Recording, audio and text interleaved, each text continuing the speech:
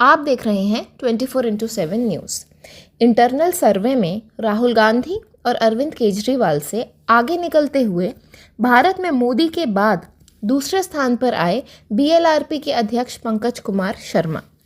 भारत की कुछ संस्थानों ने भारत में सकारात्मक राजनीतिक करने वाले राष्ट्रीय नेताओं की एक इंटरनल सर्वे की है, जिसमें भारतीय लोकमत राष्ट्रवादी पार्टी के संस्थापक राष्ट्रीय अध्यक्ष श्री पंकज कुमार शर्मा जी को भारत के प्रधानमंत्री श्री नरेंद्र दामोदर दास मोदी जी के बाद भारत के लोग विपक्षी नेताओं में दूसरे स्थान पर देखना चाहते हैं।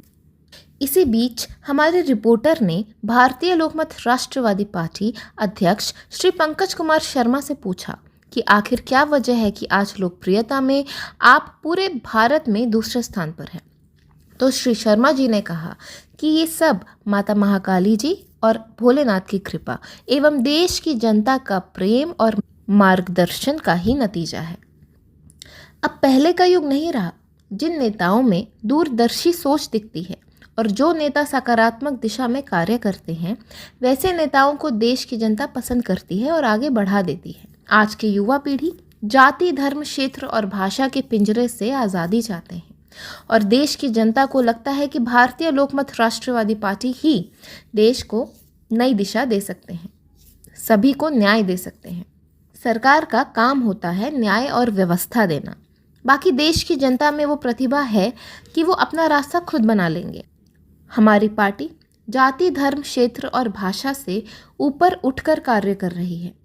हम आईटी क्षेत्र में क्रांति लाना चाहते हैं, हम उद्योग क्षेत्र में क्रांति लाना चाहते हैं, हम न्याय क्षेत्र में क्रांति लाना चाहते हैं, हम फूड प्रोसेसिंग यूनिट लगाकर क्रांति लाना चाहते हैं, हम कृषि उद्योग के क्षेत्र में भी क्रांति लाना चाहते हैं।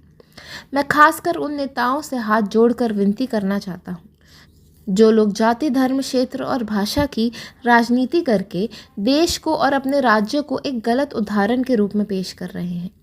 इनकी मंशा यही है कि जैसे 1989 से लेकर 2014 के बीच में 90 लाख का व्यापारी वर्ग भारत छोड़कर दूसरे देश में शिफ्ट हो गए।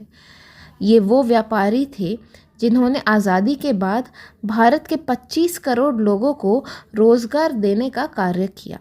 ये लोग ईमानदारी और सच्चाई से अपना टैक्स भरते थे। ये लोग थे जो कि एनपीए के दायरे में नहीं आते थे। आज जो टैक्स भारत को मिलता वो टैक्स दूसरे देशों को मिल रहा है। जिस राज्य या जिस देश का जितना ज़्यादा फाइनेंशियल ट्रांजैक्शन होगा, उस राज्य या देश को उतना ही ज़्यादा टैक्स मिलेगा और वो राज्य उतना ही ज़्यादा तरक्की करेगा। आज़ादी से लेकर आज तक भारत सरकार, राज्य सरकार एवं पब्लिक सेक्टर अंडरटेकिंग ज़्यादा से ज़्यादा 3 से 5% लोगों को ही सरकारी नौकरी दे पाई।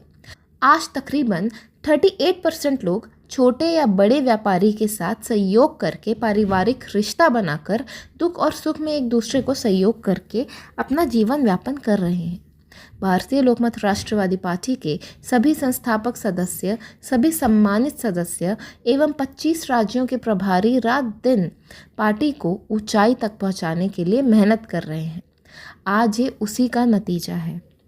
हम सभी को एक साथ मिलकर राष्ट्र को आगे बढ़ाना है और श्री पंकज कुमार शर्मा ने भारत को मजबूत बनाने एवं भारतीय को मजबूत बनाने में भी फ़र्क बताया और कहा, जैसे आपके घर में 4 लोग रहते हैं, आपका घर का सालान इनकम 1 लाख रुपया है, जिसमें चारों भाई 25-25 हज़ार रुपये वर्ष कमाते थे।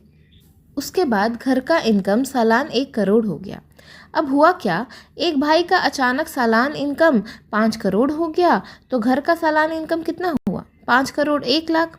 मतलब एक भाई का इनकम बढ़ने से घर का इनकम तो बढ़ा, लेकिन बाकी 3 भाई का इनकम नहीं बढ़ा। जय हिंद, जय भारत, जय भारतीय लोकमत राष्ट्रवादी पार्टी।